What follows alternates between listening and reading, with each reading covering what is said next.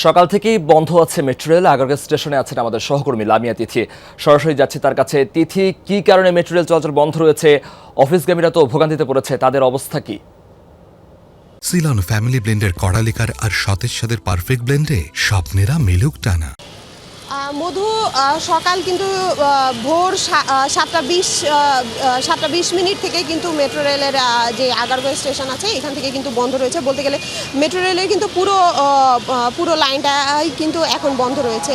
যদি বলি যে ভোগান্তি, এই ঘূর্ণিঝড় রিমালের প্রভাবে যে সারা দেশে বৃষ্টি শুরু হয়েছে, ঢাকাও কিন্তু তার ব্যতিক্রম নয়।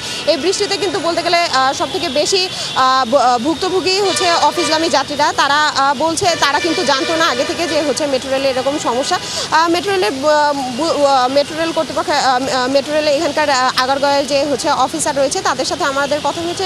তিনি আমাদের জানিয়েছেন যে কারিগরি ত্রুটির কারণে কিন্তু ভোর 7:20 থেকে হচ্ছে মেট্রো রেল চলাচল বন্ধ রয়েছে। কখন এটা ঠিক হবে তাদের কাছে জানার চেষ্টা করেছিলাম, তাদেরকে জিজ্ঞেস করা হয়েছে, কিন্তু তারা বলেছেন যে কখন সেটা ঠিক হবে এখন পর্যন্ত তারা জানেন না। তারা চেষ্টা চালাচ্ছেন সর্বোচ্চ। একই সাথে এই অফিসগামী যাত্রীদের কিন্তু ভোগান্তি তুঙ্গে, বলতে গেলেই চলে যে তারা কিন্তু জানতো না।